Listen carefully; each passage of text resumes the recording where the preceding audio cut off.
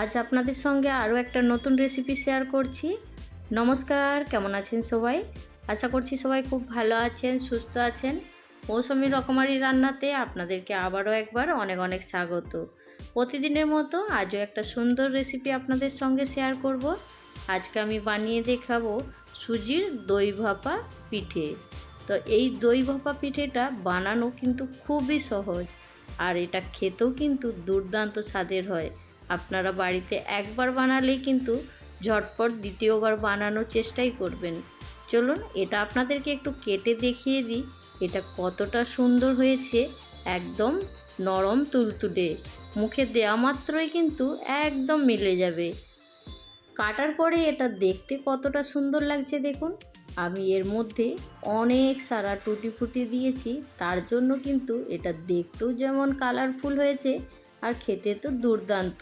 তো চলুন এবার বানানোটা শুরু করি। এখানে আমি একটা বাটি নিয়েছি, বাটিটা আপনাদেরকে আগে দেখিয়ে দিলাম। তো সেটাই মেজারমেন্টের জন্য বাটিটা নিয়েছি। তো এইখানে দেখুন আমি এক বাটি সুজি নিয়ে নেব। বাড়িতে আমাদের যেই সুজিটা থাকে সেই সুজি নিলেই হবে। যদি খুব মোটা সুজি হয় তাহলে একটু মিক্সারে ঘুরিয়ে নেবেন। তো আমার এইখানে পাতলা সুজি আছে, সেই জন্য কিন্তু আমি এটাই নিয়েছি। যদি মোটা থাকে তাহলে একটু মিক্সারে ঘুরিয়ে নেবেন। তো এইখানে দেখুন যতটা সুজি নিয়েছি তার থেকে একটু কম নিয়েছি চিনি। তো চিনি আর সুজির পরিমাণটা আপনারা যদি বেশি কম করতে চান অবশ্যই করতে পারেন। এইখানে দেখুন আমি দই নিয়েছি, চিনির পরিমাণ মতোই আমি টক দই নিয়েছি। আর টক দইটা কিন্তু বাড়িতে পানিও নিতে পারেন কিংবা বাজার থেকেও কিনে নিতে পারেন। তো এইখানে দেখুন আমি দই, চিনি, সুজি সব কিছু নিয়ে নিয়েছি। দই, চিনি আর সুজিটা খুব ভালো করে এখন মিশিয়ে নিচ্ছি দেখুন।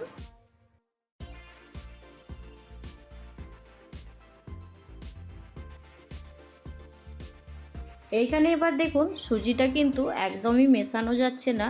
তো সেই জন্য আমি অল্প পরিমাণে হাফ কাপের থেকে একটু কম জল নিয়েছি। জল দিয়ে সুজিটা আরও একবার ভালো করে মিশিয়ে নিচ্ছি। এখানে কিন্তু প্রথমে খুব বেশি জল দিতে যাবেন না, আর জলের পরিবর্তে কিন্তু আপনার দুধও দিতে পারেন। আর এইখানে আমি জলটা কেন বেশি দিচ্ছি না সেটা বলে দিচ্ছি। এখানে চিনিটা যেহেতু দেয়া আছে, চিনিটা যখন গলে যাবে তখন কিন্তু এটা একটু নরম হয়ে যাবে, সেই জন্য জলের পরিমাণটা অবশ্যই একটু দেখে দিতে হবে। তো এইখানে দেখুন সুজিটা খুব ভালো করে মিক্স করা হয়ে গেছে।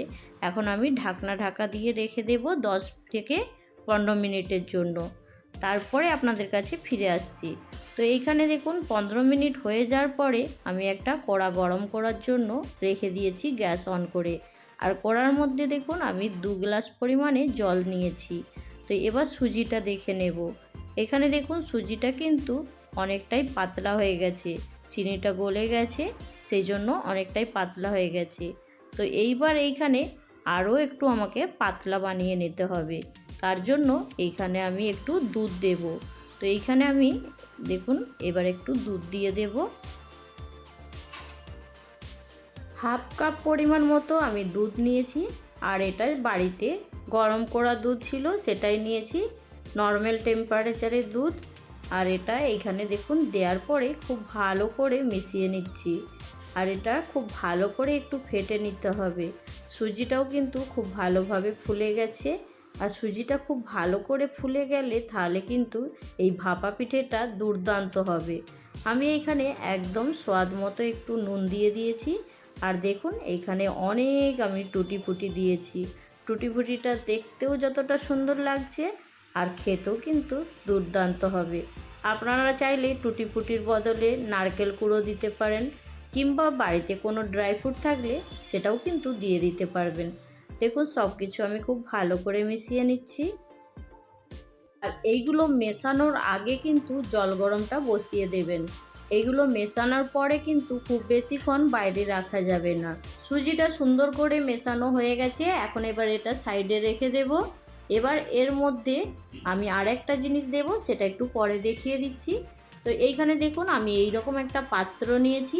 বাড়িতে যে কোনো পাত্র থাকলে সেটাই কিন্তু নিতে পারেন, এর জন্য কোনো রকম মোল্ড কেনার দরকার নেই।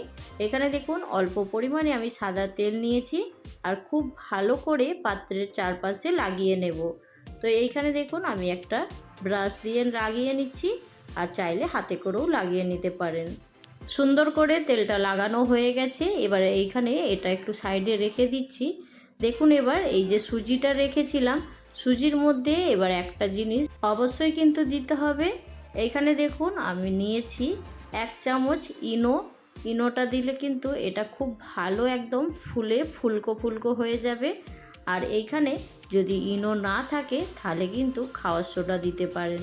তো এইখানে আমি দেখুন খুব ভালো করে ইনোটা একটু হালকা হাতে মিশিয়ে নিচ্ছি। ইনোটা আমি সুন্দর করে সুজির সঙ্গে মিশিয়ে নিয়েছি। এবার এই পাত্রের মধ্যে ঢেলে নেব। এখানে দেখুন ইনোটা দেওয়ার পরে খুব বেশিক্ষণ রাখা যাবে না, তো সেই জন্য যতটা সম্ভব তাড়াতাড়ি করে এটা পাত্রের মধ্যে দিয়ে দেবেন। আর ভাপে দেওয়ার জন্য আগে থেকেই তো জলটা গরম করে রেখেছেন। আর এইখানে ওপর থেকে সাজানোর জন্য আমি কিছুটা নিয়েছি কাঠবাদাম, আর তার সঙ্গে নিয়েছি কাজু। তো কাজুটা দিয়ে আমি একটু সাজিয়ে নিচ্ছি। দেখুন এইখানে দেখুন আমি আস্তে আস্তে গার্নিশটা করে নিচ্ছি। এবার বন্ধুদের কাছে একটা ছোট্ট রিকোয়েস্ট করছি, আজকে যারা প্রথম আমার চ্যানেলে ভিজিট করছেন, আজকের রেসিপি যদি আপনাদের ভালো লাগে অবশ্যই কিন্তু আমার চ্যানেলটা সাবস্ক্রাইব করে আমার পাশে থাকার অনুরোধ রইল। এখানে দেখুন কথা বলতে বলতে আমার সুন্দর করে গার্নিশ করা হয়ে গেছে। আর এই যে জল গরম করে রেখেছিলাম এর মধ্যে এবার একটু স্ট্যান্ড দিয়ে দেব। এই জল গরমের মধ্যে অবশ্যই একটা স্ট্যান্ড কিংবা প্লেট দিয়ে দেবেন, তাহলে জলটা আর ওপর দিকে উঠে আসবে না। তো স্ট্যান্ডটা দেওয়ার পরে দেখুন আমি এবার সুজিটা এইভাবে রেখে দিলাম। এবার 30 মিনিট অপেক্ষা করব। 30 মিনিট পরে আপনাদের কাছে ফিরে আসছি। তো ওপর থেকে একটা ঢাকা দিয়ে দেব আগে।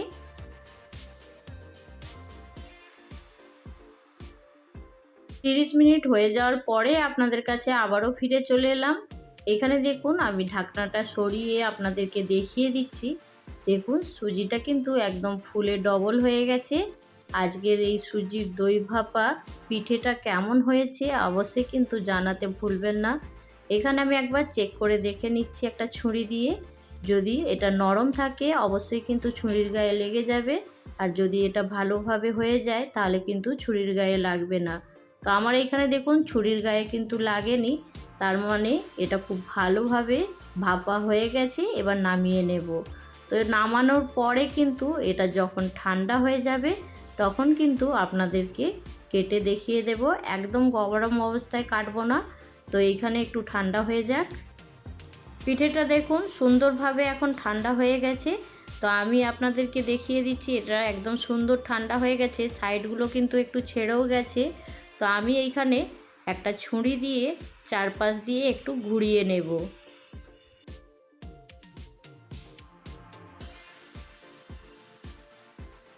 এখানে একটা প্লেট নিয়েছি, ওপর থেকে প্লেটটা ঢাকা দিয়ে দিলাম।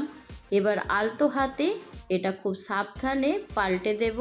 পাল্টে দেওয়ার পরে দেখবেন এই ভাপা পিঠের রেসিপিটা যতটা সুন্দর আর দেখতে কি দুর্দান্ত লাগছে। দেখুন আমি এইখানে একটু হাতে করে ট্যাপ ট্যাপ করে নিলাম।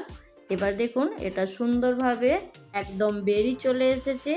আর কি অপূর্ব লাগছে দেখতে, বলুন কেমন লাগলো অবশ্যই কিন্তু জানাতে ভুলবেন না। আজকের রেসিপি আবারও একবার বললাম, যদি ভালো লাগে অবশ্যই একটা লাইক দিয়ে দেবেন, আর অবশ্যই কিন্তু বাড়িতে একবার বানাবেন।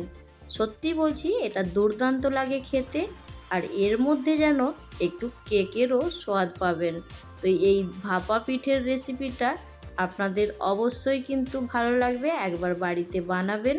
তো আমি একবার উল্টে দেখুন দেখিয়ে দেখছি। ওপরের দিকটা আমি একটু ড্রাই ফ্রুট দিয়ে সাজিয়েছিলাম, সেটাও কতটা সুন্দর লাগছে। এবার আমি এই ভাপা পিঠেটা একটা ছুরিতে করে কেটে নিচ্ছি। দেখুন কাটার পরে কি দুর্দান্ত লাগছে দেখুন। আপনাদেরকে একটা পিস আমি হাতে তুলে দেখিয়ে দিচ্ছি, কি অপূর্ব লাগছে না। তো অবশ্যই একবার বাড়িতে বানাবেন। আবারও একবার বলছি এটা কিন্তু দুর্দান্ত হয়, আপনারা বানালে নিজেরাই বুঝতে পারবেন। আর আপনাদের একটা সুন্দর কমেন্টের অপেক্ষায় রইলাম। আজকের রেসিপি আপনাদেরকে কেমন লাগলো। তো আজকের রেসিপি এইখানেই শেষ করছি। পরবর্তী রেসিপি নিয়ে খুব তাড়াতাড়ি আরও একটা নতুন ভিডিওর সঙ্গে দেখা হবে। সবাই ভালো থাকবেন, সুস্থ থাকবেন, বাই।